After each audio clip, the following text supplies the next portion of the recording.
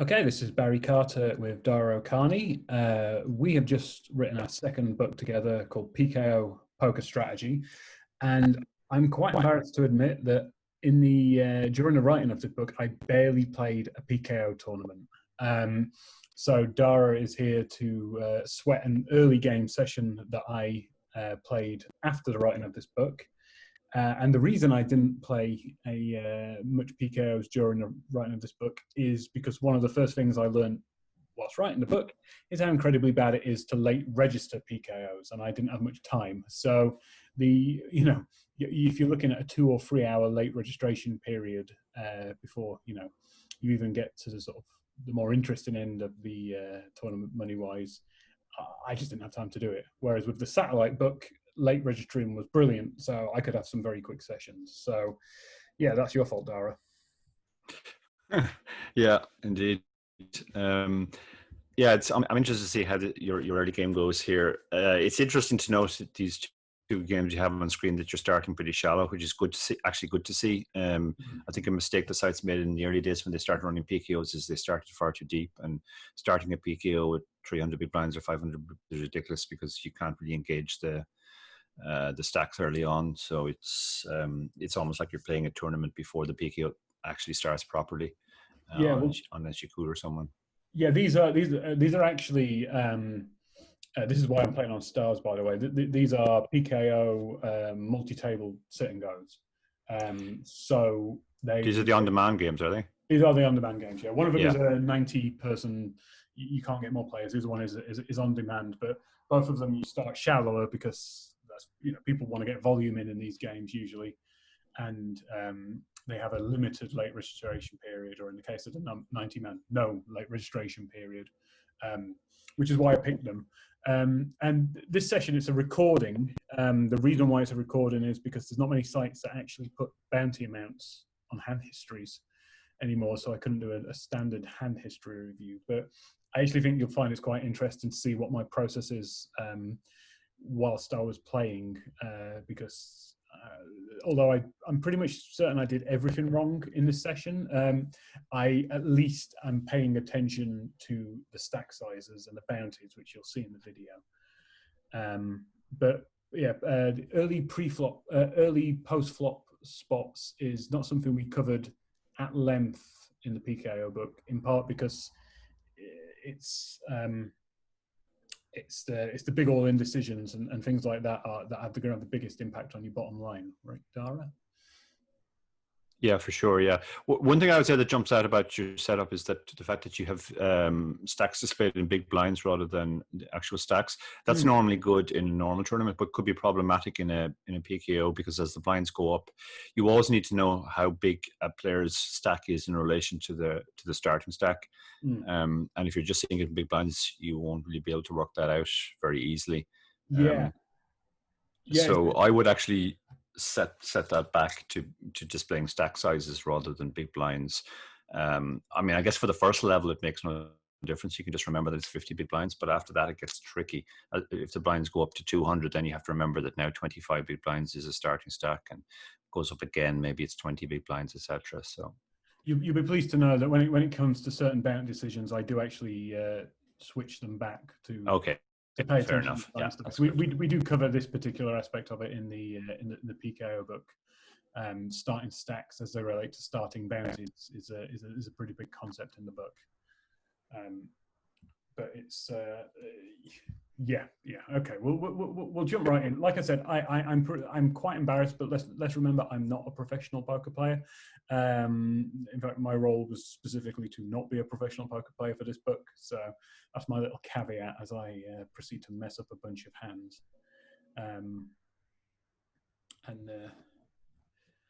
Let's see how we go.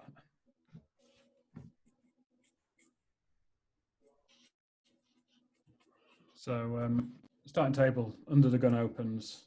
Obviously, I'm not. I mean, we want to be playing wider in a PKO, but even if it's folded around to us, we're not going to open 6-9 offsuit. What would be your minimum flat against an under the gun open like that, out of interest? To be honest, I'd flat pretty wide, but like it would have to be a hand that's capable of hitting a really good hand. Like I'm not interested in flatting a rag ace, or a hand like king jack offsuit, offsuit. But I'd happily flat something like 6-5 suited or a suited ace, because they can make nutty type hands, which okay, we're only 75 bigs deep, but you're still going to need a pretty strong hand usually to get people to stack off. If we have a stronger hand like ace king or maybe even ace queen, I think we should just 3-bet all of those stronger hands, which for two reasons: to narrow the field and also to chance to engage the stacks if we hit a good top pair. Like if we make it say 7 big blinds and he calls, there's going to be 15.5 big blinds out there with only 67 behind, so we can happily stack off if we get top pair, and he can happily call off with a lot of worse hands, and we can win a bounty straight away. Winning a bounty straight away in a bounty tournament is amazing, because not only do you basically get back 25% of your buy-in, but you also now cover everybody at the table, and you can chase other bounties aggressively. So you have a whole host of immediately profitable situations. That's why, like, I actually bust PKOs early, even first or second orbit, a lot, and I don't see it as a problem. It's actually a good, because I also double up way more often in a PKO than I would in a normal tournament. And once you have doubled up, you're just in an amazingly profitable situation. You'll be pleased to know then, by that logic, I play extremely well in this session. On the left table, I actually think this is the most interesting hand of the whole session. So we'll do it street by street. But we have a limp and then an over limp with the two early position players. I'm pretty certain, yeah. So we have pocket sixes on the button, two limpers under the gun. I mean, I could make a case for raising or calling behind here with the sixes. What are your initial thoughts, bearing in mind this is a bounty tournament? What's your standard line here? Yeah, bearing in mind it's a bounty tournament, if this were a normal tournament, we'd be more incentivized to chase the 4.7 bigs that are out there. So I think the case for raising would be stronger.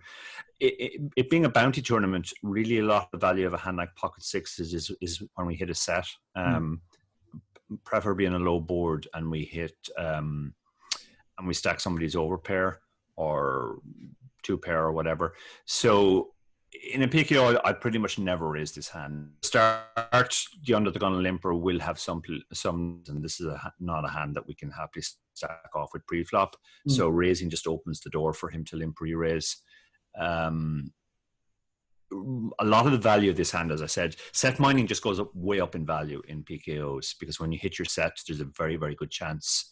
And actually, when you hit your set, the more players in the pot, the better, because you want somebody else to have two pair or top pair even, which people may stack off with in a PKO 50 bigs deep. So normally, one of the advantages of raising this hand would be to narrow the field and to take the betting lead, and therefore win the pot uncontested post-flop if possible. But those are not as big a thing in PKOs. There's a lot more value in just trying to hit a set and get somebody's bounty. Yeah.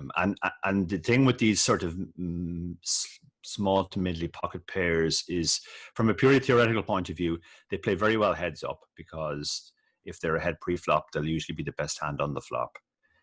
But they also play very, very well multiway, and multiway, the more in the better. The more the hand, it's better to have 6 pairs in the pot than 4, because, as I said, more likely somebody else has a hand that can pay you off when you hit your set.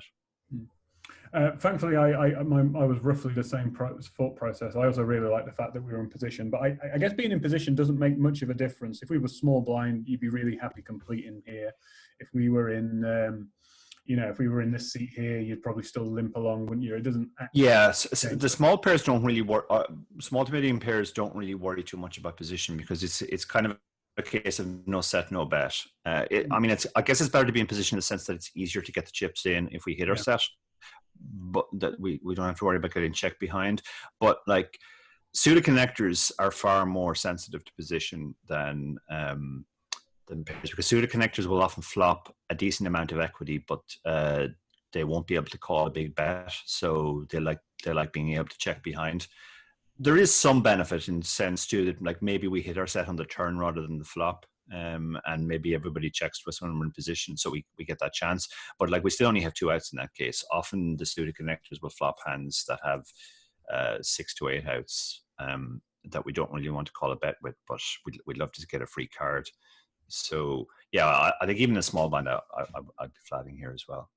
So just out of interest, and if I had 6-7 suited in this spot, or maybe say in the cutoff, would you ever make a case for like raising to maybe buy the button or something like that, or would you still be? Yeah, I would. So I think there's a stronger case to be made. I mean, I still probably would flat, but I think the case for raising is stronger. The other thing is too, at certain stack depths, we might manipulate. Like if we have a hand like 7-6 suited and there are 6 big blinds in the pot, and somebody bets, and we have, let's say, a fairly strong draw, we don't necessarily want 50 big blinds would be too much to shovel into the pot at that point. But if we have raised pre-flop, so there's now like, let's say 16 big blinds out there, now getting it in with a strong draw on the flop is much more attractive. So from a purely pot manipulation point of view, it could make more sense to raise the pot. Whereas with pocket sixes, we literally just want to keep the pot as small as possible and try and hit our set. Gotcha. Yes, I pretty much came to the same conclusion. So I called along for the same reasons. Yeah, it's good.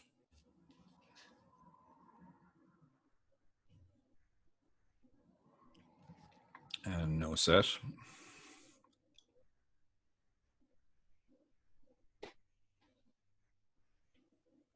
That's a weird bet. It is a weird bet. I'm very glad this hand came up, because I naturally don't quite know what to do in spots like this as well. I mean, this is such a small bet. We can definitely think about calling. We have a backdoor straight as well. It's worth noting. If it comes specifically 5-3 or 5-8, we make a straight. And it's such a small bet. Like he can just be blocker betting. He could be blocker betting a worse hand than ours. It's unfortunate we're blocking 5-6, but we're not blocking spades, for example. So he could be just doing this with a flush draw, just trying to buy a cheap turn. So yeah, I don't mind calling here, just for the sizing. This is probably literally the only size I'd even consider calling, and the fact that the other 2 players got out of the way. So yeah, I think we can make a case for calling here, even though our hand is very weak. Yes, I believe it or not, I did roughly come to the same conclusion with there. I kind of think someone would have raised, like he might have pumped it up even with a crap ace in a pot like this. Yeah, I don't think he has an ace, and I think if he has an ace, he's probably more incentivized to check call rather than do this. This really looks like a let's keep it friendly bet, which means he wants to see the turn, but he doesn't have a super. It's also possible he just flopped gin with pocket fours or something, and he's doesn't want to let it check through. But if he did that, he should bet bigger, because he should be trying to engage the stacks. So, I mean, let's be honest. There's no real hand he should be doing this with, but we still have to try and interpret what hands might be doing it. And I think the most flat draws weak 1 pair hands. The thing with the weak 1 pair hands too is we have more than one way to win the hand. We don't necessarily have to just fold if we don't hit. So like if he continues to bet this small amount, we could potentially think about bluffing on a later street. Right, so I do call because I can still hit a set, I can still make a straight, and obviously very interesting turn card. So, that is an interesting turn card. Yeah, one other point I'd say before we move on is that in a PKO, because we want to cover as many players as possible at the table, that kind of almost incentivizes to continue a little bit wider here, because if we fold, we're going to be probably the second shortest stack at the table and won't be able to win any bounties next hand. So it's almost a case of like, now we're not exactly pot committed, let's say, but we would really, really like to win this hand. If we win this hand, we cover everybody at the table, and that's an amazing situation. If we fold on the flop, we're going to be the second shortest stack, no matter what happens in the hand. So that gives us another reason to continue. So okay, so the turn card is super. So obviously the turn card is sort of the action card from our perspective. I mean, the small blind has called 2.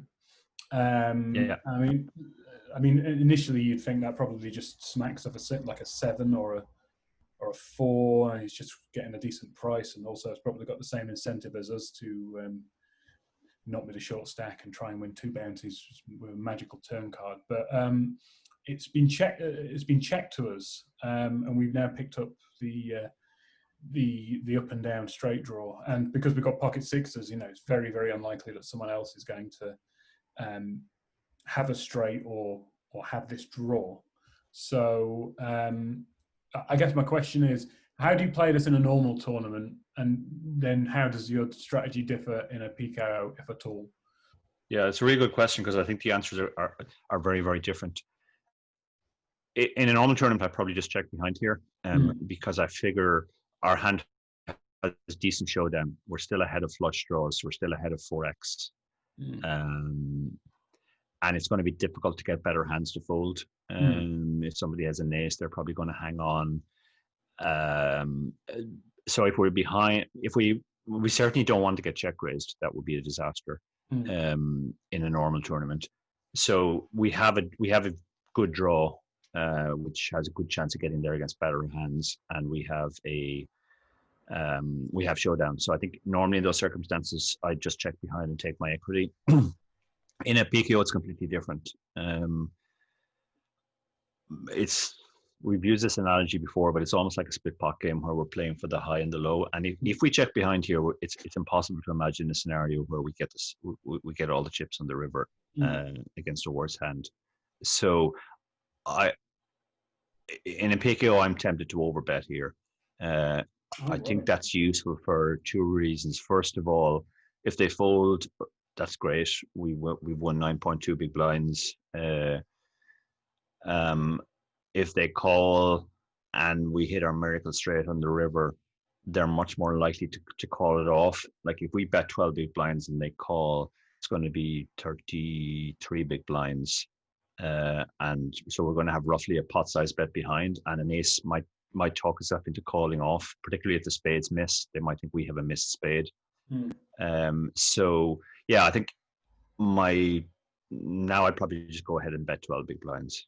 Wow, that's completely not what I did. I actually thought we would be in simpatico until the river with this hand, but although I do like the logic. But just to play devil's advocate on that a little bit, like we're over betting, and if we get action, surely we can only hit our draw, right? Like yeah, but that won't be the worst thing in the world. I mean, a lot of the equity of the overbet comes from when they just fold, right? Or if they have a draw and decide to call, if they have spades, for example, that's very good for us as well. It's going to suck if they check raise us all in, but we'll have bet so much that we'll still be able to call off. We'll have the right price when we take the bounty into consideration. So it won't be an amazing spot for us, but it won't be terrible. Everything else about the play is great for us. If they fold, it's great. If they call, it's great. So it's I think it's the best play. Would that change at all if the action had been a little bit different pre-flop? So, for example, if we were playing a slightly bigger pot against an under the gun raiser in this instance, where suddenly their hand is weighted way more towards aces, so they're probably unlikely to fold. Absolutely. Like the key here is I think we have a lot of fold equity when we overbet, because they have a lot of weak 1-pair hands, 7x and 4x. Yeah. If it's another gun raiser, he's going to have ace-x a lot more. He could also have sets. But essentially what's happened here is they've both somewhat capped their range. First of all, the small bet on the flop looks kind of weak. It's just like, let's see a turn. Then secondly, they both checked the turn. So if they actually had like a strong made hand, you would expect them to continue wanting to protect and wanting to get as much chips in while they're still ahead. So it really does feel that most of the time, occasionally they're slow playing some monster, but most of the time they just have a very weak hand here, and we can attack. From a theoretical point of view, anytime somebody caps their range, that's a really good time to overbet. Right. Because you put them in a really difficult situation. If they fold all of their hands, then they're just getting massively exploited. Because maybe the strongest hand, let's imagine the strongest hand either of them here has is a 7. And if they're not going to call it a 7, then when we bet, we just they have no calls, so they're getting massively exploited. On the other hand, like if they call with a 7, it's a really dicey spot for them as well. So you just make the situation really difficult for them with the overbet. Right. Well, in which case you're going to hate what happens, because I took a slightly different kind of, I don't think these guys have got anything line. Therefore, I'm going to bet quite small, sort of for value and to get them to come along if I do hit on the river. Which the problem with that logic is that if they have a weak hand, they're not going to call the river when an 8 or a 3 rolls off. Your only real chance is for them to have a strong hand. So actually, by sort of like betting bigger and strengthening their calling ranges, that's actually a good thing for when you hit. When you bet small, I mean, okay, yeah, their 7s and their 4s will hang on, but they're not going to call a river shove anyway. Particularly if the pot's only 15 big blinds and you're shoveling 40 big blinds in. Right. Things get very interesting then in a second.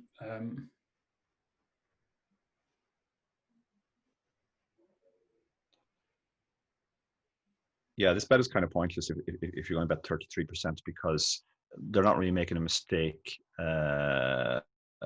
It's very hard for them to make a mistake against this bet. If they have a flush draw, they pretty much have the price to continue now. Oh wow! So I already know. Okay. I already know what at this point you just pile it all in, right? I'm not sure, because I think his range now suddenly looks very strong. Good, because that's what I thought as well. No, this feels weirdly strong now. I mean, he can have turn 2 pair. Like it's probably going to be profitable to shove, in the sense that like we're always getting the bounty if we hit, assuming we're behind right. But on the other hand, we can just call and then fold river, because I don't think this is ever a bluff. So I don't think we're ever ahead. We're getting 3-1 on the call. We have at least 8 clean outs, presuming he never has the flush draw. And the sixes are probably outs as well. So we probably have 10 outs. So therefore, just what we can see 7 cards. So 10 of the 45 cards are good for us. So our equity is only roughly 3.5 to 1, and we're getting basically 3-1 on this call. So we almost have the price to call. Once in a blue moon, maybe he is doing something a little bit creative with a flush draw, and he's going to give up on the river, and it goes check, and we win. Most of the time he has a stronger hand, and if we hit the straight on the river, he's not going to be able to get away. So we're going to win the bounty. So that we had the implied odds of the rest of his stack, but also the bounty. So that, I think, that makes it a pretty slam dunk call now. Yeah, that's other than the fact that we disagreed on the bet size, and that's the conclusion I came to roughly when he bet like that. I never thought he was bluffing. I thought Matt's some sort of weird combo. Yeah, I mean, as it happens, given that he almost certainly has a very strong hand, and the way you played the hand has actually worked out in the way I would advocate, but I still think overall it's better to play to overbet the turn. I mean, he's presumably going to shove if we do that. And we're going to have to call it off. But no, don't worry. By the time we get to the river, you'll be not pleased with how I played it anyway. So.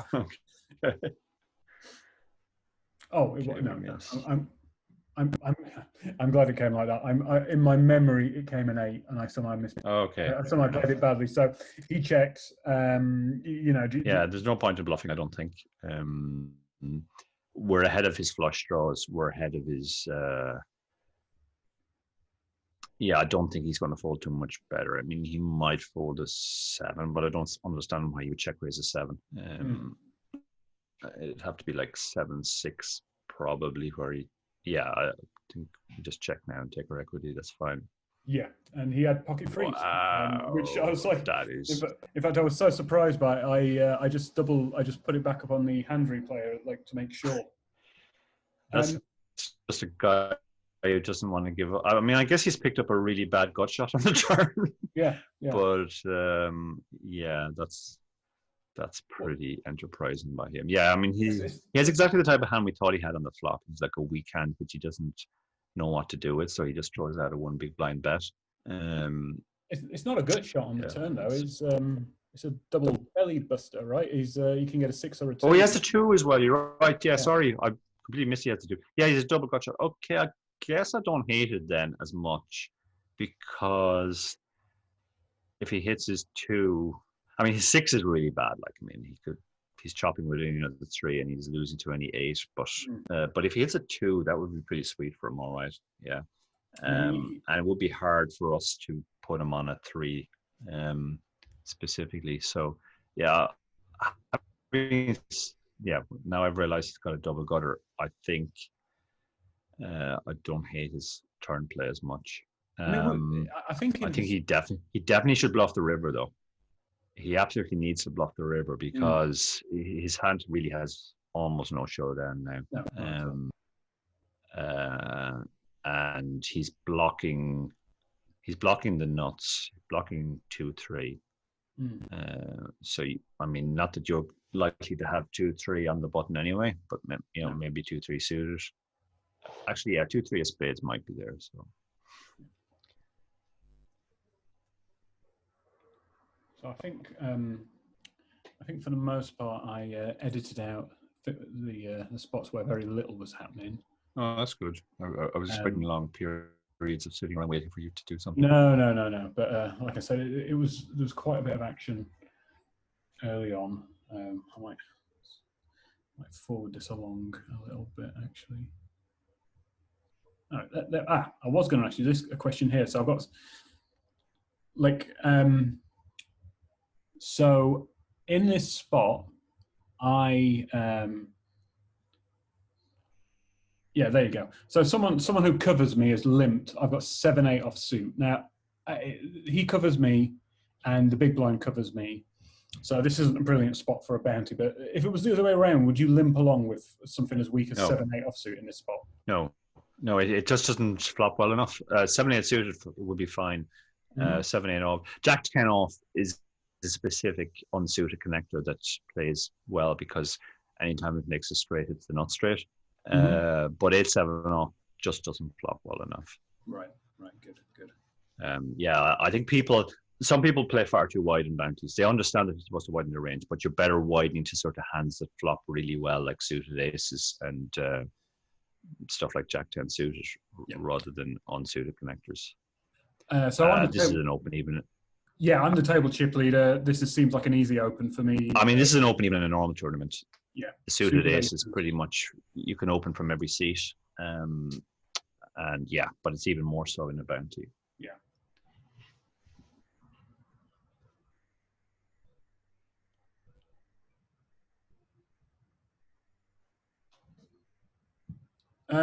Thoughts on this board? I mean, this is not a board that I hit very often. It doesn't strike me. No, but we're up against big blind, and like big blind just has like a super wide range, which is going to miss a lot as well.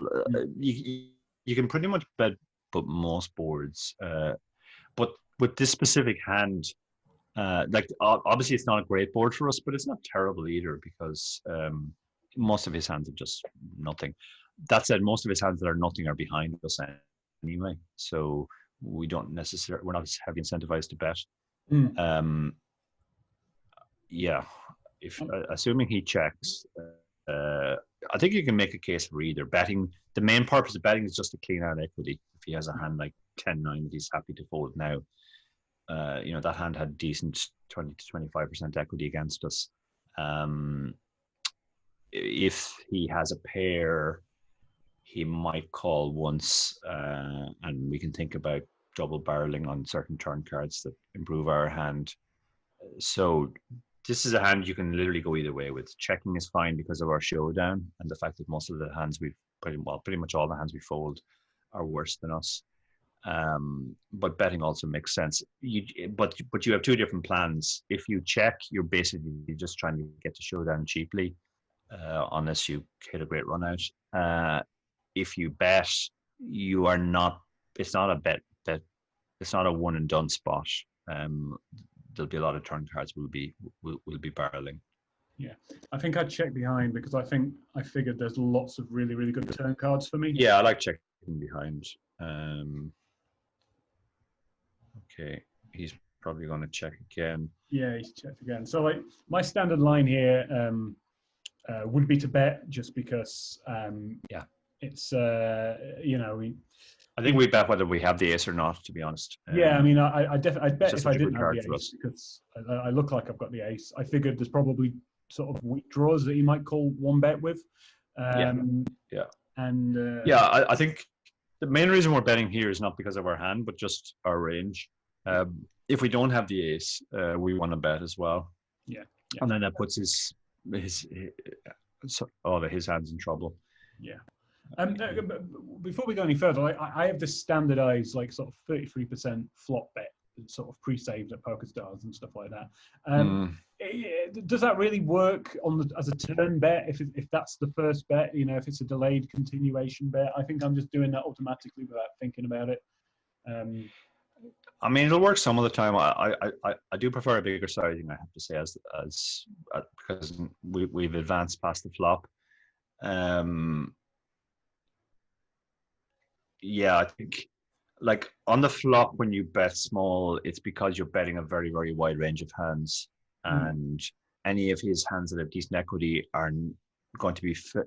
They're not going to care too much whether we bet a third pot or 2/3. They're going to more or less the same range of hands will continue. On the turn, he's probably only going to continue with a pair or a decent draw. Yeah. And they'll call a 66% bet as well. So that's probably the sizing I would have gone for. So he did call with potentially as wide a range as you could possibly fathom. And the river brings us a jack, and I think he checks. And so I have top pair, and if this was the flop, there's an argument to be made for trying to get the chips in the middle, but I don't see any situation where I'm ever going to get called with trying to get the bounty at this stage. So I'm pretty certain I'm going in for like a 3/4 pot bet at best. Any thoughts on that before I click and find out what I actually did? Yeah, I mean, there's a couple of conflicting thoughts going on. First of all, his range looks super weak. So actually, if I had something like King Queen, which I decided to start bluffing on the turn, I'd be tempted to back bake here to try and get him to fold his fairly capped range. Purely as an exploit, I guess the fact that we would like to get called by a worse hand, that should go, like from a theoretical point of view, I think if we're going to bet, we should probably go big ish, because he's capped. And like, I'm not saying over bet, but yeah, maybe 3/4 pot. But from a purely exploitative thing, I think he has a weak pair here a lot. His draws aren't going to call irrespective of what size. So if he has diamonds or 4/3s there. If he has diamonds, let's say, he's not going to call anyway. So it doesn't matter what size we bet. So I think we should focus, our value target should be an 8 or something like a pocket pair. The jack isn't effectively a brick because it's hard to imagine any hand with a jack in it that he calls the turn unless he has jack X of diamonds specifically. So yeah, I think as an exploit, I might go for like half pot here and hope that he, with the missed diamonds, he talks himself into calling with an 8. See what I did. Yep, I pretty much did that. Oh well, yeah, I don't like the sizing too. I mean, this is just under 2/3 pot. So, and do you know what he had? Yeah, Jack six of diamonds. It literally. Oh, you had. Oh, you won. Yeah. Oh No, yeah. Oh, no. sorry. No, you won. Oh, Yeah, I Jack won. six. Yeah. Jack six of Yeah. I mean, diamonds. that's such a tiny part range. I did say it had to be specifically Jack X of diamonds. So Yeah, that's a fairly that's an outlier case. and so in this spot, he raises my blind. Obviously, there's a slight chance he might be a tiny bit tilty there, but this is an absolute dog shit hand that happens to be suited. Like we can hit his flush. What do you do in this spot? Because we can win his bounty. Yeah, from a theoretical point of view, we can do two things. The only thing we can't do is fold. You'd be surprised. We're getting 2.5 to 1 on the call. We're in position. We have a hand which defines itself pretty well on the flop, so folding isn't an option. We can definitely call profitably. We can also think about raising, because if we raise and he piles, so we don't lose too much, having to fold. Given these, he might be a little bit tilty factor. I think I'd prefer calling, because I don't want to give him the chance to pile. Also, I think if he is a little bit tilty, he might be playing a little bit more over aggressively post flop, which is fine for us because we have a hand that can flop a draw. So we would like him to stack off if we hit, basically. Right. Yeah, it just was slightly too weak at holding for my. Oh, this is like A2 off. You can almost make a case for calling actually here. Like this is the biggest mistake people are making right now, even in normal tournaments, overfolding in those spots. And I think okay, I won't say the name of the person because I don't want to out him, but one of the athletes said recently that as a pure exploit, you can raise from the small blind 100% because people overfold. And I think he's right. Right. Okay. Well, this is a spot where you could now raise to 3.5x, and he's going to overfold. And if he three bet hand is so junky, like when you think about it, the last time he raised from half big blind to 3 big blinds, so he put in 2.5 big blinds. So if you fold more than half the time, he's immediately making a profit on that, even if he never wins post flop. Yeah. And he's obviously going to win post flop sometimes. So,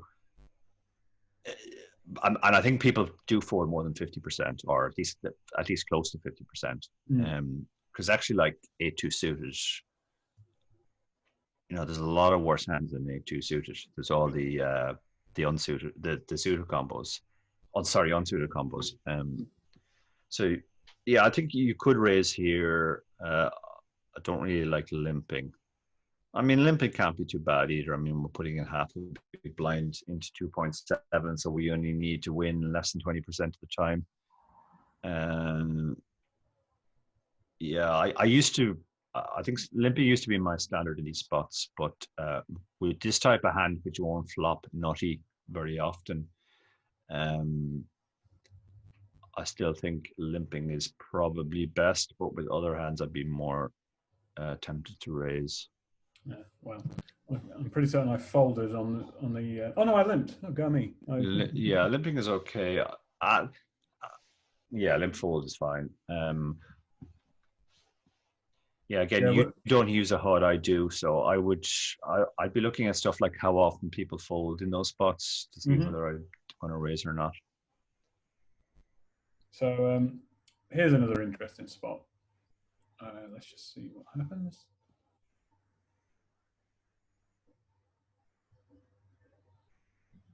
So we get a min raise. We have the best possible hand, and we've got position. I generally like flatting in spots like this, but I kind of prefer flatting when we're a tiny bit shallower, just because it's really easy to get the money in sort of on the flop. What are your initial thoughts on this? Yeah, in a normal tournament, I mean, I would mix up some flats and some 3 bets. In a PKO, I think I always flat. Right. I would like the people behind to squeeze. I'm going to be flatting lots of hands that can't call a squeeze. So I need to protect all of those hands by having this type of hand as well. Yeah. I am less worried with aces about going multi-way.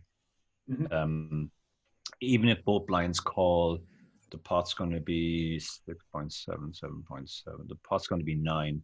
So against their stacks, the stack to pot ratio is going to be roughly 4. So we can happily stack off on almost any flop. Yeah. They'll have more one pair hands than hands that we've fallen behind. We can win the bounties, which is an extra nice thing in a PKO. So yeah, I think it's a slam dunk flat in a PKO. Yeah, correct. Sorry to disappoint you. I did deliberate over this a long time because I really like flatting with aces. In spots like this, but I think the deciding factor was the fact that these two guys have played so passively in the pocket sixes hand, and I kind of thought, right, maybe better to try and sort of pump the pot up now. Yeah, the problem, like a hand like kings is much better because obviously ace x is more likely, but with aces you're just blocking so many strong hands as well. Like it's hard for them even to have ace king. But yeah, okay, so you raise. If you were to raise out of interest, what would you be raising to? I mean, I have a standard 3-bet size, which I don't diverge from, which is always in these spots 2.7 roughly. Right. So 5.4. 6 is fine too. Yeah. And then sadly nothing happened. Yeah, see, that's going to happen a lot when you have aces because you're just blocking so much.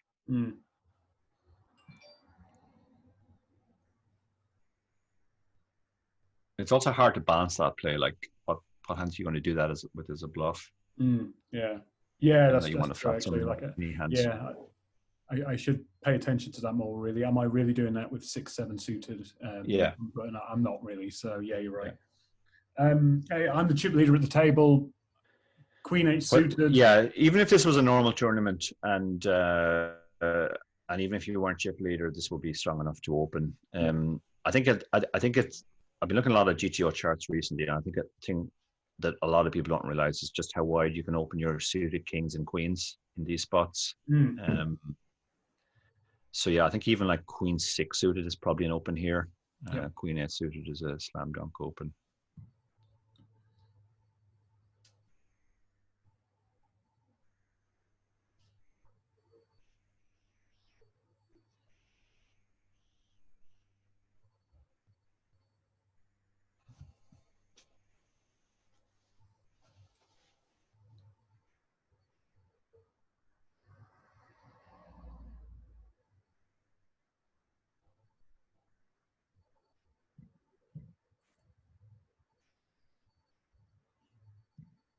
So we,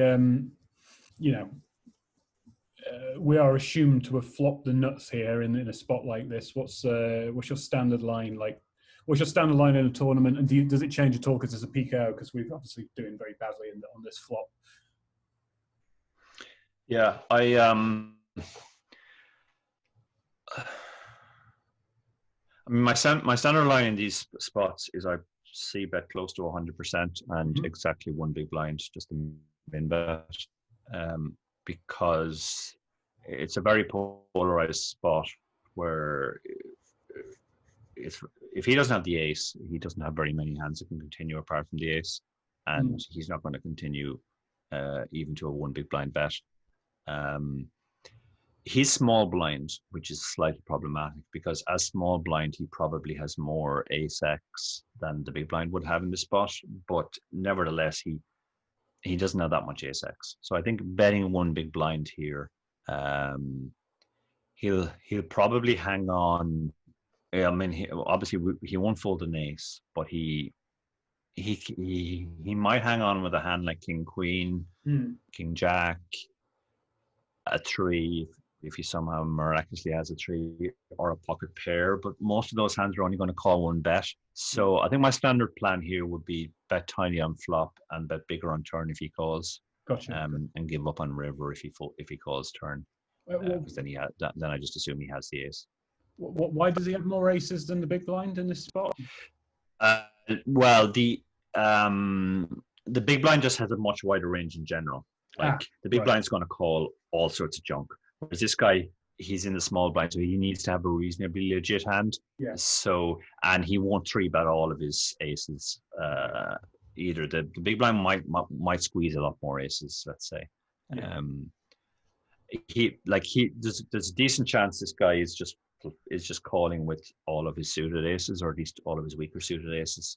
And then he might be calling stuff like ace 10 or ace jack that he doesn't really want to three bet as well. But yeah, he just doesn't have very much junk in his range, let's say. Right. Let's see what I did. Yeah, I mean the decision to bet's fine, but I would just go smaller. Yeah.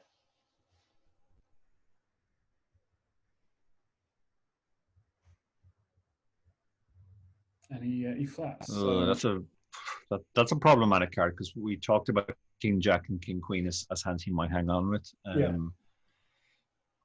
really doesn't improve. This might be one of the few turn cards I'm thinking about checking now. Yeah. Also, you did bet bigger than I would have bet, so that strengthened his continuing range a bit. Yeah, I'm pretty certain I didn't even think that strongly about it. I was just kind of like, oh, it's an ace, you bet. Oh, he called, I must be losing, so end of hand. Yeah, I think checking is probably the most prudent thing now. I mean, on the other hand, like we can probably get stuff like sixes to fold now, because he's like, oh, now there's a king. He could have the king. Yeah. So yeah, I think betting isn't terrible either, but checking probably seems just about the best. And then I absolutely hate a blocker bet. He's bet that really. Screams a blocker bet. Yeah. If I had a spade, I'm definitely raising now, because blocking the flush. I'm still very tempted to raise here, because his hand feels like pocket nines or something like that. I mean, I'm tempted, but I don't think I go for it.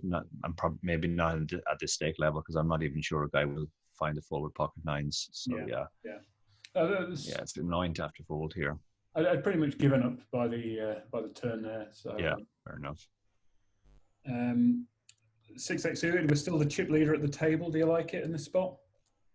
Yeah, that's fine. It's good to maintain our chip lead as well, because that means we can obviously win all the bounties. 6-8 suited. Yeah, this is okay. And I mean, we probably have a profitable call anyway to this sizing. Even if it wasn't a bounty, but would it being a bounty, it makes it an even better call. So that's a good flop. Yeah, we've obviously just picked up the best possible draw, and I think you probably know from the fact that we just wrote this book together. You probably know exactly how I'm going to play this hand now. So I'll just. Yeah, I'm actually very tempted. I'd be very tempted to donk here, specifically on this board, because it comes down to how good he is. But like, if he's very good, he's going to do a decent amount of checking on this board, and therefore it's going to be harder to stack him. But yeah, I mean, checking is fine too. So checks. He'd check on this board, what? Because it's hard for his hand to have improved on this board. Are we saying? So it's, I think he's going to kind of recognize that this is a fairly nutty board for you. Like, apart from the 6-8 that we have all the sets here, and he probably doesn't three bet any of his sets. He probably doesn't three bet sevens. Well, definitely shouldn't be three betting twos, and probably doesn't three bet fives or sevens either. He probably just calls with those. So it's actually like super hard for him to have a really strong hand here. Yeah. So therefore, like, and his hands that are ahead are likely to stay ahead. So even if he has ace king, if he's ahead right now, he will be ahead right now, but at the same time he doesn't want to put all the chips in. So it's a good board for him to check back, and because of that, I think it's a good board for us to lead. Yeah. So my logic was, just because he was aggressive before the flop, I figured he's always going to bet the flop, and then I'm very, very happy to get it in with the sort of the big draw. Yeah, I think Yeah, I think the level of opponent is really important here. Like good, sophisticated opponents will check this board a lot. 7 high boards and 6 high boards are problematic for pre-flop raisers, and the more straight draws that are there, the more problematic they are. And this board has like obviously 6-8 and 4-3 are both open ended, and then lots of gut shots as well. Any wheel ace has a gut shot, well, ace 3 or ace 4. So that should, a good player, I think, will recognize all of those things and check behind a lot, and then that makes it more difficult to engage the stacks. But a bad player will just think, oh, this is a nothing flop. I probably have the best hand. And I want to protect it, so I'll bet big. Yeah, and while we're doing it, I obviously like the fact that I have action on one table probably has changed the way that I played this hand on the other table. Where he's getting flustered. So like, there's obviously a lot of money has gone in, like because there's a raise and several calls. Like I kind of felt like that's kind of shrunk the value of my ace queen a little bit. So ace queen ace queen does not play well in the 7-way pot. No. So like ace queen offsuit. The problem is, like, I know obviously we want to thin the field with a hand like this, but at the same time, I kind of felt like, well, someone's going to come along with me, possibly more than once, and I'm probably got the worst of it if I did that. So would you be raising in this spot? Yeah, I think there's a couple of plays. I'm definitely not calling. I prefer folding to calling. I think my choices would be between raising to about 13 big blinds and seeing what happens. Probably folding to a shove, hoping if nobody shoves that we at least get some folds, and then with a stack to pot ratio of approximately 1, we can just stack off if we hit a pair. But and I think the other option is shoving. There's 17.7 big blinds out there. Some of the people we cover big blind. Actually, we just cover big blind and the first caller. But it again, I use a HUD, you don't. It would very much depend on the tendencies of the opening player. But yeah, I think either of those options is fine. Raising to 13, 14 big blinds with the intention of folding to a shove, or just shoving ourselves. You'll have to explain that one a little bit more to me, because, like, raising to 13 big blinds in a PKO and then folding seems counterintuitive. Like, there's a lot. I mean, it sucks, but like our situation is not great at the moment anyway. We only cover 2 people at the 3 people at the table. Okay, we'll be slipping from 3 down to 0, but in terms of who we cover, well, actually no, we'll still cover one of the guys. So from 3 down to 1, which won't be great, but then there's a lot of, that's kind of worst case scenario. There's a lot of good things that can happen. They could all fold, and that would be amazing for us. Now we would cover everybody at the table, actually. And if we get it in, we're also going to cover everybody. So yeah. The worst case scenario isn't great, but there's a lot of good things that can happen as well. The actual answer is I ended up just flattening because I just I was more interested in what was happening this table. The shove is fine here. Obviously, this has all the fold equity in the world and has lots of equity when called and will the bounty. Yeah. Wow, he called off his jack. Which is it's I mean, if he covered me, that would be way more justifiable, right? It's this is for sure. PKO's interesting. It's like, I mean, he literally has to put you on something like 6-8 because he's behind ace queen and ace king as well. That's just staggering. That's staggeringly bad. But that's I mean, that's PKO. I hate his c-bet as well. I hate it. I hate everything about the hand. Well, I guess the 3-bet pre-flop's okay, but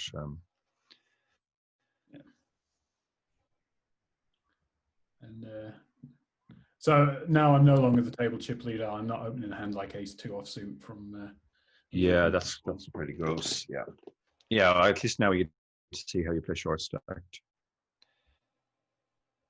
That's a tiny bet, but he's betting into a pile of people. So even with ace queen, I'm folding now. Yeah, I did. Okay. Oh, and then I put folding there. I put the tag on him. Yeah. Pink means pink means value bet. Yeah, the spite tag. Well, no, it's not spite. It's that is genuinely what pink means, that you just value bet against this player. It doesn't necessarily mean they're a bad player. None of my tags do. Yeah.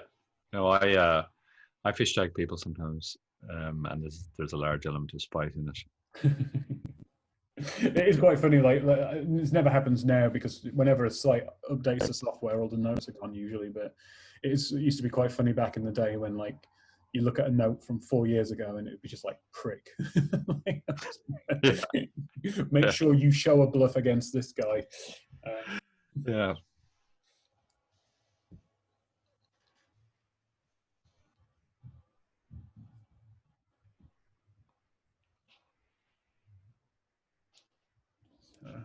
I don't know what I did here.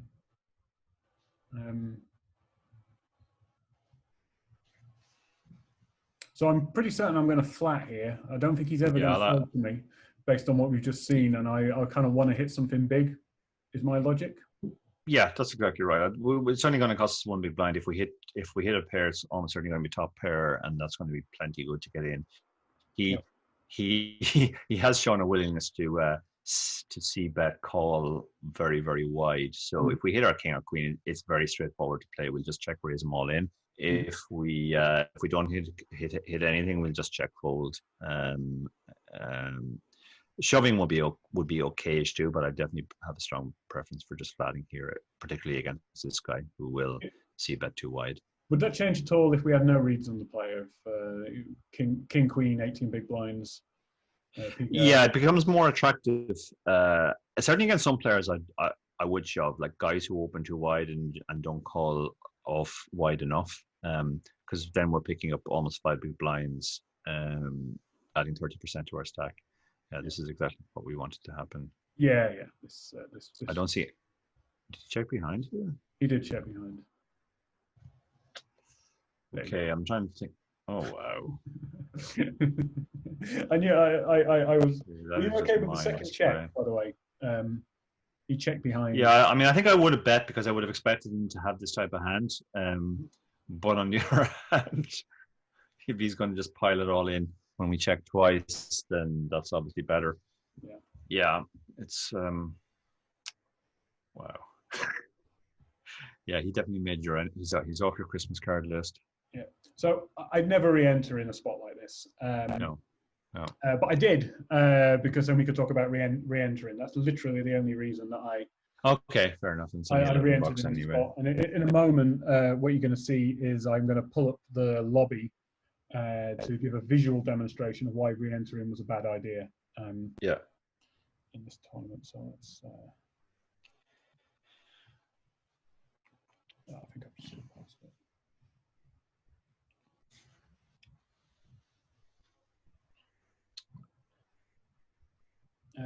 Maybe this ace-4 hand. Would you call with the ace-4?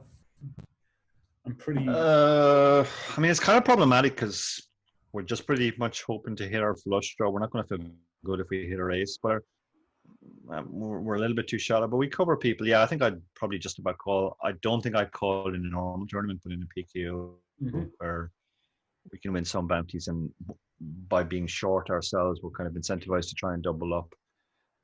I would call. And then. Did you turn a gut shot here? Yeah, I turned a gut shot. I think. Yeah, so this guy bets. Oh, okay. Well, with the gut shot, we can definitely call. I mean, it's not great, but like nobody's really shown much interest in the pot. And also, if we get to the river heads up, I would very strongly consider bluffing river, but just There's 3 other players now, so scratch that. Yeah, I mean, I briefly contemplated the fact that I block a straight, but then I just folded anyway. It's in the pots. Yeah, you block one of the straights. The main one is 7-8, but yeah, that's fine. And once I stop pressing the cursor about, I think I'd pull up the lobby to explain why. No, I can't possibly cut that. This is the cursor from the... What?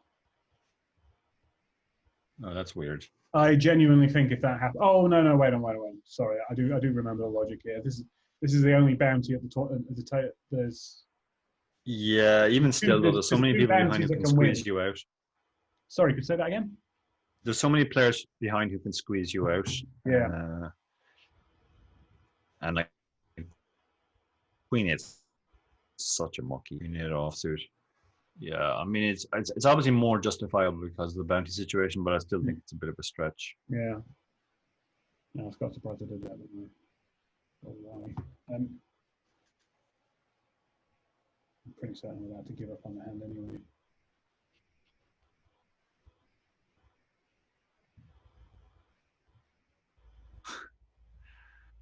So here we go. It's this is the lobby of the tournament I've just re-entered.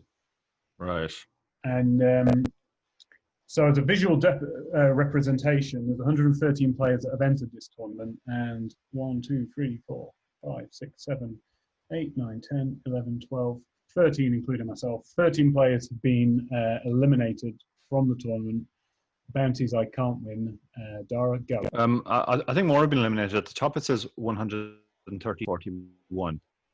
So presumably there's people off screen we can't see. I don't think so. Actually, I do. Entries 113 of 141. That's because more people have been eliminated since I re-entered. Yeah. So I think there's actually 20. What did that work out? 28 players. So a fifth of the players have gone. Even if all those players had just a starting bounty on them when they started, that's 12.5% of the prize pool is gone already. So yeah, it's an extra 12.5% rake. Yep. I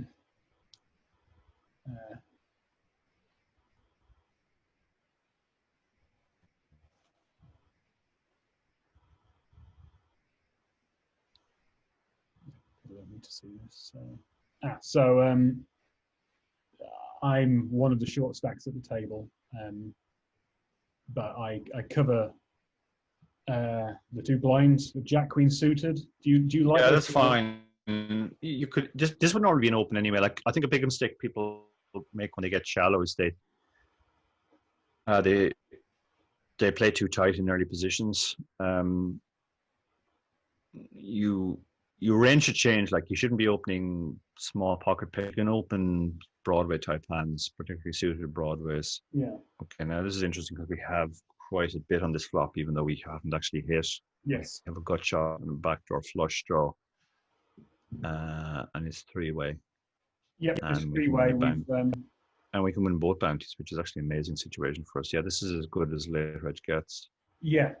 So pretty certain it's checked to me.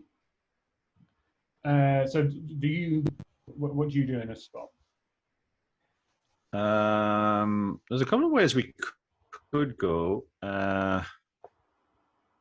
Checking has a decent amount of merit because we don't really mind if it checks behind. Mm-hmm. We're in position. Oh no, we're not. Sorry, we're not in position, are we? Yeah, the other guy's behind. He's probably going to bet a wider range than he calls, and his bounty we can win.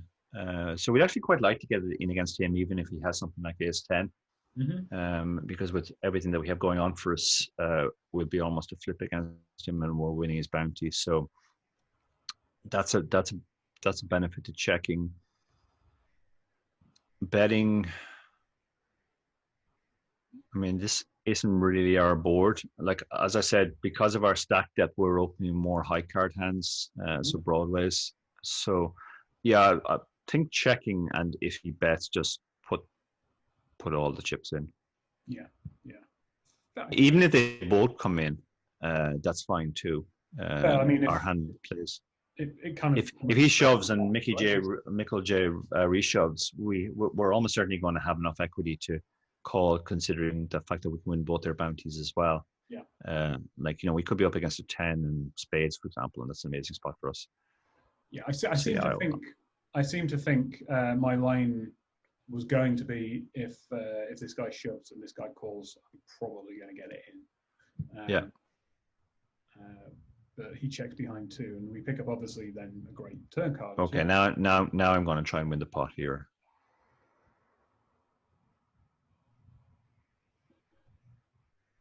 Yeah, don't know what to do here. This will be interesting because I actually I don't remember what to do. It's tricky though because go on.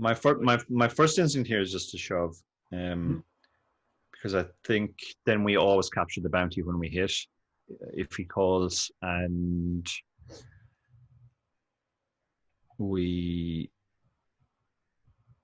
I think he has a decent amount of folds as well.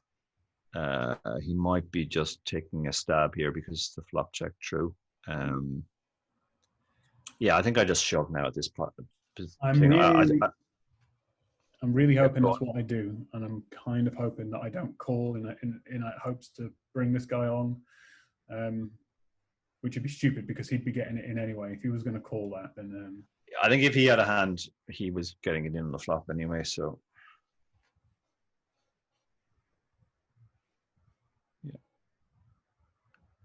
yeah, there you go. So I did the little circle movement to indicate that I'm calling for this guy. I'm calling instead of right. For yeah, I think he would have shown interest on the flop if he had. Now we've got queen high and a 1-to-1 stack to pot ratio.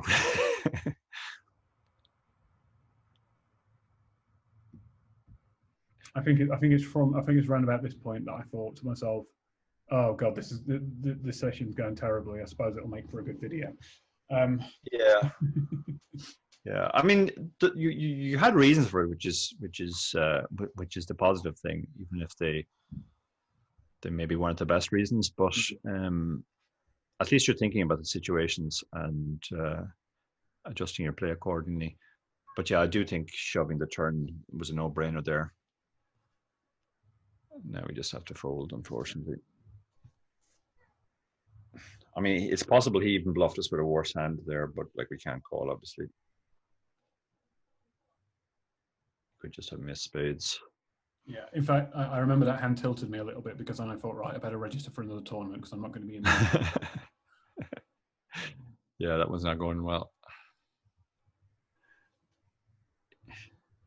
Now then, this one I think I played really badly, so this should be fun.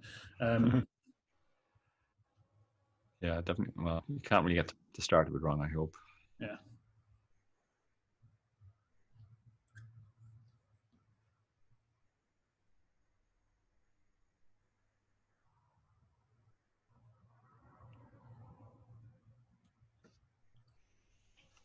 Obviously, I'm praying for somebody to squeeze at this stage, but yeah, you really want to squeeze now.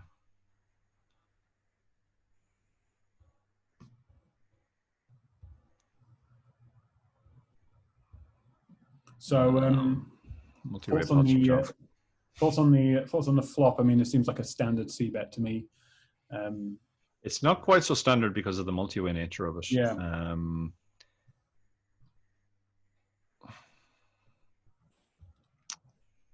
We're blocking Queen Jack as well. Mm-hmm.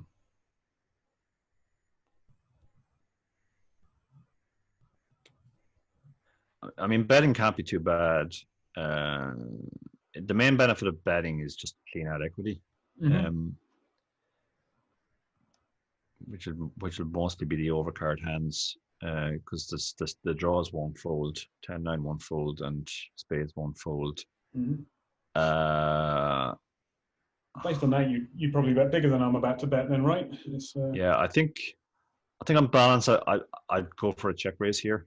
Oh wow! Okay. Like anytime you have a strong hand on a board that you're not supposed to have too many strong hands, that's a reasonable spot to go for a check raise because people will bet just because it's not your board. Right. And if you check raise and they fold, that's great, because now you've achieved not just the cleaning out equity, but you've also got more chips into the pot. Right. Whereas if you bet and they fold, it's good, but not as good, obviously. And against the stronger hands, we're obviously in trouble anyway. So yeah. And also, I can only win one bounty at this table, so it probably makes I mean, if we're going to bet, we should bet small, I think, because I don't. The calling ranges are going to be relatively. They're not going to care too much what we bet. His strong draws are going to continue. The Jack X's will continue. The 8 X's are obviously going nowhere. So we might as well bet small. Yeah.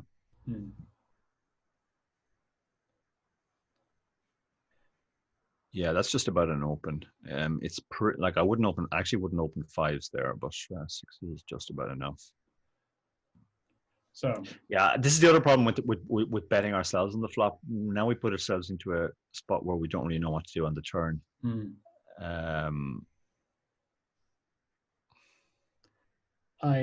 So I do bet here because I'm kind of thinking this guy's got a massive stack and he wants my bounty, and he's probably going to call me with a jack or a spade or a 9-10. Yeah. I mean, the king doesn't help him too much. He can specifically have king jack, but we're blocking king. I mean, yeah, king queen doesn't continue past the flop anyway. Yeah, I would bet smaller, I think, because we are just targeting a jack basically. Yeah. Maybe spades as well. Actually, yeah, the sizing's probably fine. No, we're in a horrible. Yeah, we can't really be good here, can we? Even though we have only 18 bigs. Yeah, it's funny really, because by the logic that I sort of exhibited of like he wants my bounty. Now he's kind of done in theory what I want him to do, and I'm contemplating folding. Yeah, I just don't think we're good here. I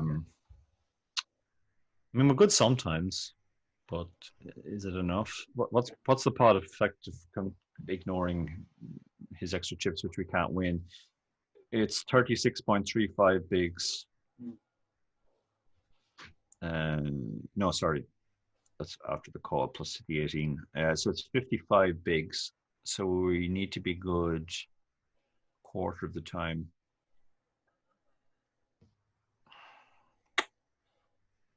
We're really good against spades and jack X. Yeah, I feels pretty close. I think I would fold though. I just don't think we're good here 25% of the time. I've only got 7 big blinds on this.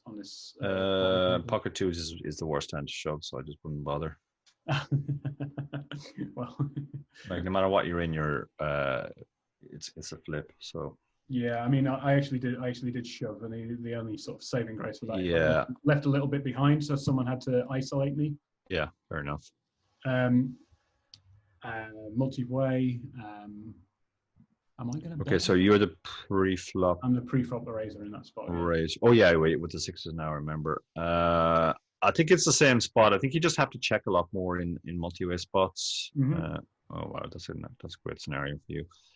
And you did check. Yeah, just keep checking and hope you somehow win. Managed to. Oh wow, you can actually win. Managed to get the one guy I can get a bounty from. Yeah, actually, the fact that he's there it does incentivize us more to shove the 2s. I hadn't noticed how short he was. I actually genuinely probably will have factored that in, because the one thing I think I've been doing well in this session is looking at who's. That's good. That's good. Yeah, for sure. Yeah, fold the 6s. Oh, you're running to. That was a 30-something big blind open shove under the gun with 7s. That's pretty bad. Yeah. I mean, obviously it sucks and stuff, but it's always fun to see someone win 2 bounties from premium hands in the PKO, even if I'm. Yeah, one of the many great.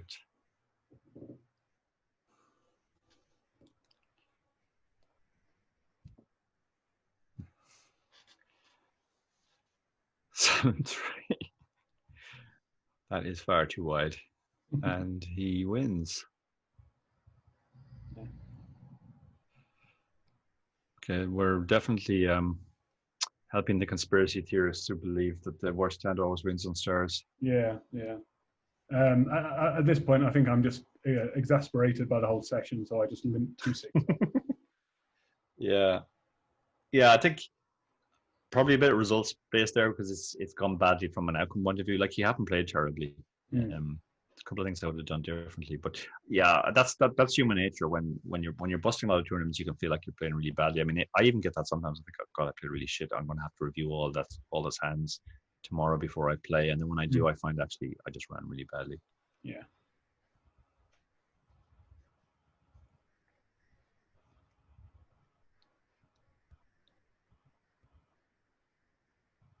Don't really see a point in value. But I would bet if he called. I would call if he bet, but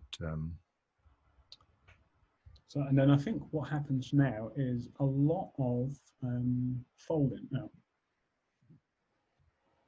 Pocket freeze there, that's obviously a decision. well, you want your TV time so you can display your wonderful avatar there. So, yeah, I've got pocket freeze. Is this an open for you? Yeah, this is fine. Yeah, in late position, it's fine. I mean, it's close, and it probably wouldn't be a great open in a normal tournament.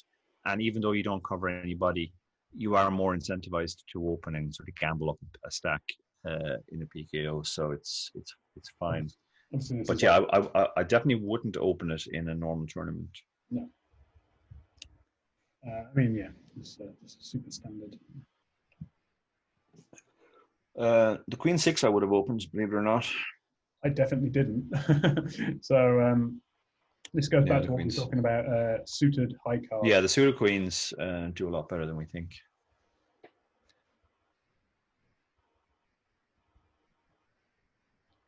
I think I had some sort of decision with this.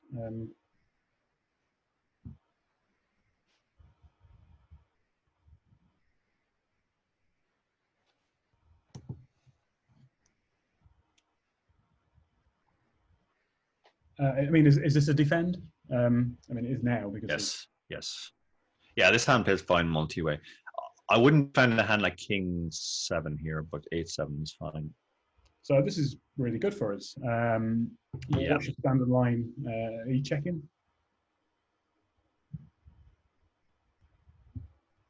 There's merit for both courses of action here.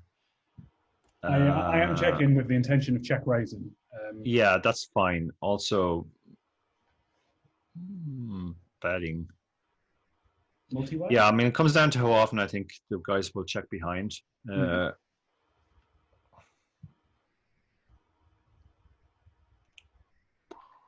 Yeah, this is obviously a good board for our range as well, and we have a lot of hands with good balance. We could want to bet diamonds, for example. Yeah, I think I'd probably lean towards betting on the flop, but I don't mind checking either. And then in my mind, this card just ruined everything for me personally. Like, and suddenly I'm not happy to get in because now I'm, you know, potentially up against flush draws that beat me anyway.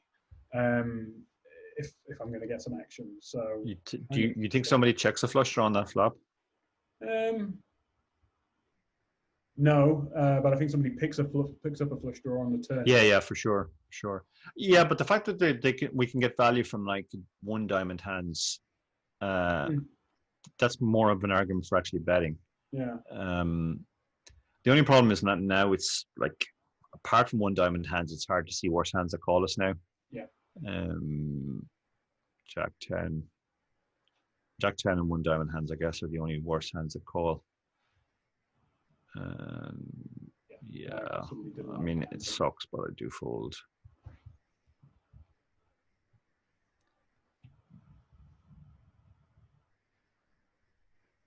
Don't think anything happens with this ace hand. I think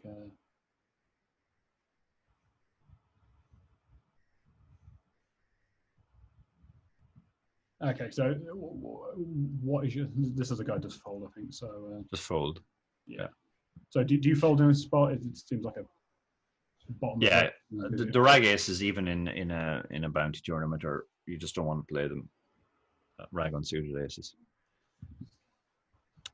This hand I know played terribly.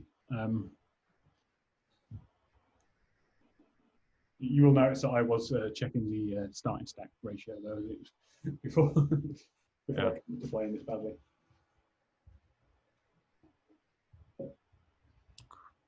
Is this yeah, a flop for you? yeah, we can call here. I think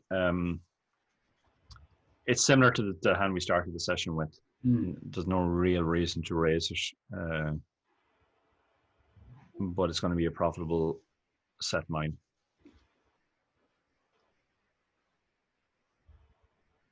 No, I don't like it. I mean, we're getting an amazing price. Yeah, this is the thing. I felt like I was getting a good price. In fact, I think you might see me like hovering over the things, doing my little. I mean, maybe we can even go with our hand now. Like if we shove and he calls, the pot's going to be, there's going to be another 51 bigs in the pot. So the pot's going to be 65 bigs. And we're putting in 25. And that's assuming he always calls. He might even have some folds that he squeezes here. But if he always calls, we're putting in 25 into a pot of 65. So we don't even need 40% equity. And if you put in the number of high card hands that he has that we're flipping against, we probably have roughly 40% equity. So shoving is an option now. Calling is also an option. I think if we call, the plan is we just shove any flop that doesn't have an ace or king on it if he bets. Yeah, maybe any flop that even doesn't have an ace on it. So yeah, I think either of those options are fine. Folding is probably okay too. Oh wow, I actually genuinely thought I got myself in trouble on the flop with that. Yeah, like I mean, they're not amazing spots for us, either shoving or calling, but I think they're just about okay. But then folding is, if they're not amazing spots, folding can't be too bad either.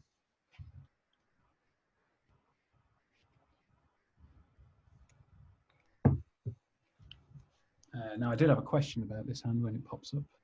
It's a generic question that I've been wondering for quite some time. So let's see. Like, first of all, do you like, is this at all? Is this a shove sometimes for you, or is this? No, I don't think so, because well, if the button had called, I definitely wouldn't shove.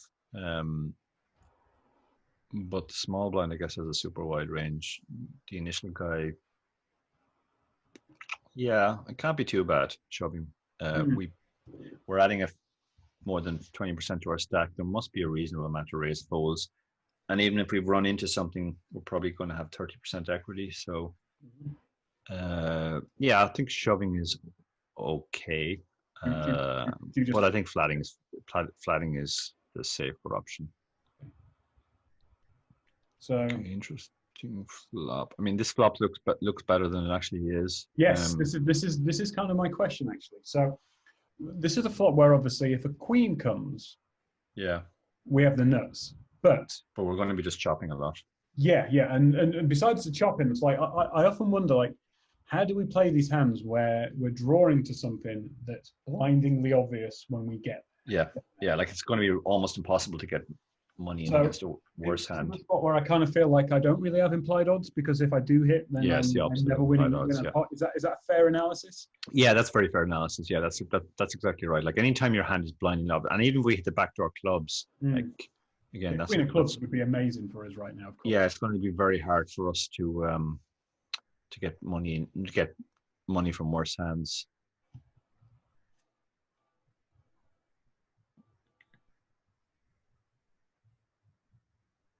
Yeah, as weird as it is, I just fold now. Good. I'm pretty certain that's what I do. Yeah, good. That's yeah. Now, like Jack 10 is kind of like a monster hand in a PKO. Right? That's what I'm led to believe. It's a very versatile hand, because PKOs and short deck. So I'm pretty certain this is slightly frustration in me, but would you flat in this situation because it plays so well multiway? Flatting is my preferred play, I think, because right. the hand will define itself on the flop. There's a lot of situations where we can check raise all in. There's a lot of spots where it's just a very clear check fold. So yeah, flatting is the best thing there, I think. Do you ever do anything with pocket twos here? Mm, Nah, me neither. tempted to shove actually, Yeah. but then it's a PKO, so I guess we're getting called wider. So Mhm. yeah, I think as suck as it feels to fold, I think I just fold. Again, shoving is better in a normal tournament where you have more fold equity.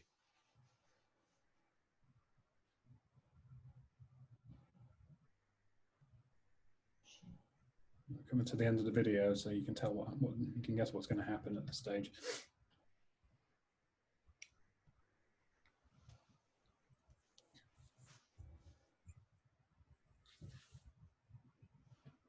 So he's made a weird open size.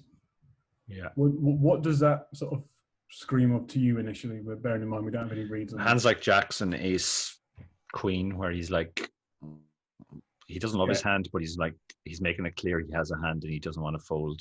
Yeah. I roughly came to that conclusion too, but I also thought I've also seen it go the other way when it's just someone just desperately trying to take a pot down with say pocket twos or something like that. Yeah, I mean you do see weird shits like it's sometimes 10-8 suited, but yeah, I just fold. I don't think our hand is strong enough. At this stage, this is the final hand. I kind of thought, right, I've seen it often enough where this is also like a terrible hand playing badly. And I thought to myself, I am the lowest stack at this table. And if I'm going to gamble, this seems like a decent spot to do it. But I'm pretty certain it's... Yeah, it's just we're in such bad shape against the legit range. And even if he has something like 10-8 suited, we're not much better than a flip. So... So yeah, I think in that respect, this is probably the hand I played the worst. Yeah, I would let this go and just wait for a better spot. I think the one thing we could say about that sizing is it's showing that he's unlikely to fold queens. Yeah, like it's also sort of like, oh, I'm going to protect, I'm going to charge them for their draws. They come up so much. And then the absolute tragedy of the entire session is that well, it's to be proved that the worst hand was no win. I couldn't even get the PokerStars chest to open at the end of this. I've been having problems with this recently. Yeah, it's never happens. I actually think with the chests, I wish they just had some sort of like just automated open my chest for me and let me know like once a day or something like that. Yeah, I couldn't even get the bleeding thing to open. So that was that's part of the game, though, isn't it? How much do they make a year on expired chests? I don't know. Yeah, I don't know. I'm not going to lie to you. I kind of do get a minor thrill for half a second. Oh yeah, no, it's really good. I do kind of enjoy stuff like that, but I don't know whether they made the chests better recently or not. But like I've won $100 in a few chests recently, and it's like, oh my god, that never used to happen. It was like 4 star coins. So in terms of the way that I played, like two things that strike me that I definitely think I could improve in. It seems like blind v blind is something that I have a few leaks with. I think that's a general thing, not necessarily just specifically related to PKO. I think people do overfold in those spots because they have like a shit hand like A2 suited, but they forget just how wide the ranges are, and actually that hand plays fine after the flop in a very wide range situation. But in PKOs in particular, we're more incentivized to play those spots. I think I'm actually quite bad post flop against wide ranges. Actually, I'd say that's. I mean, they're very difficult, and yeah, it's quite difficult to play because you it's very easy to end up overfolding in those spots, because if you don't flop anything, and with a hand like A2, like you'll often, when you flop a pair, it'll often be second or third pair. But like in a wide range situation, that's fine. Any pair is pretty huge, but a lot of people don't realize that they'll defend with a hand like A2, and the flop will come down King 10-2, and they're not sure whether they're supposed to call a bet or not. Like it's a slam dunk call because you have a pair, but it's trickier to navigate. The reason why hands like A2 suited make very good calls in wide range situations too is that you can play your draws more aggressively because people would be stabbing with a wider range. They won't have that many strong hands. So when you flop a flush draw and he bets, you can just raise, and he's going to have to fold so much. So you get to play those types of hands more aggressively. like even on a king 10-2 board, when he bets, you can raise, because most of the time he doesn't have a pair, and it's very good for us when we have bottom pair specifically, to clean up the equity and protect our hand. But yeah, it's tricky because like I often coach people on how to get better at playing blind on blind, but it's more than just telling them what hands they should be defending. They also have to know how to play post flop, and that's kind of the really tricky part. I mean, it's kind of like it's probably the single best spot to study as well, because it's the one that's guaranteed to come up every. Absolutely, yeah, no, 100%. If you can become a good blind on blind player, you'll make so much money in tournaments, because the spots just come up so much. And when I analyze leaks of players, it's usually the blind and button situation seats that they have the biggest leaks in. Like most people know how to play from early position, and there's just so much money. Like the difference between a good blind player and a bad blind player in terms of expectations is absolutely massive. So getting really good in those spots is super important, and then it also helps you later on in tournaments, because to win a tournament you're going to have to play four-handed, three-handed, and heads up. Yeah. And by the time you get heads up, everything is a blind v blind spot. So having mastered that in the normal game really stands to you when most of the money's been decided. Yeah. Any more critiques about my my sort of post flop game before we sign off? I thought your post flop game was actually a lot stronger than I thought it would be. Let me think. Yeah, there's nothing which really jumps out as a persistently terrible thing you were doing. I guess the one thing is maybe you're over c-betting in multi-way pots. Right. In multi-way pots, well, first of all, you obviously need a stronger hand to c-bet. But you should be playing more of your range as a check. Right. And if you think your hand is good often enough, often you, like in the Queen's hand we talked about, you're better off check raising a hand like that than betting it, for the reasons we said at the time. So I want to have more checks in my range, because that means I can have more check raisers with the big hands, and because check raises and check calls, yeah, for sure. Right. Yeah, like the other advantage of is that, like, if you have if you check call more as well, people will bet a wider range when check to, because they're also thinking in terms of protection. Like if somebody's sitting there with an underpair to the board and you bet into them, and there's 4 or 5 people in the pot, most people will know that they're not supposed to continue with the underpair there, because you're betting into so many people, and therefore it looks that much stronger. But if you check to them, a lot of people would think, oh, maybe I should bet now for protection, and nobody's showing an interest. So you can actually get more money into the pot when you're ahead as well. And then when you're behind, you don't have the situation that the way that hand worked out is you kind of kept shoveling chips into the pot until he told you he had a better hand, and then you had to fold and say goodbye to all those chips. It's you're less likely to do that if you're checking. Yeah, cool. Right, well, the book is PKO Poker Strategy. It's Dara's strategy. I just swept up and made the tea. So that was fun. If we, I think what we might do is, if this is well received, I might film another session if I actually manage to get to the middle or end stages of a PKO and see how it differs there. Yeah. Would we have? And anybody who watches this video, I mean,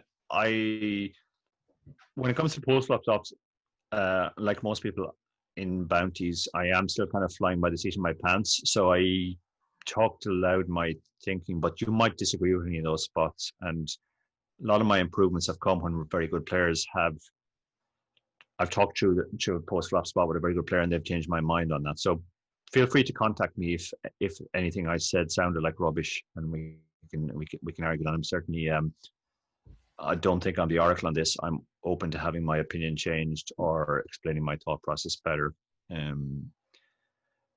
PKOs are going to be a lot of fun for a long time because there are so many unclear spots and different lines have merit, and there's much more to debate than in normal tournaments where far less multi-way pots and more spots are just solved. Right. Well, leave some comments and likes in the YouTube box. And Dara O'Kearney, thank you very much. Thanks, Barry.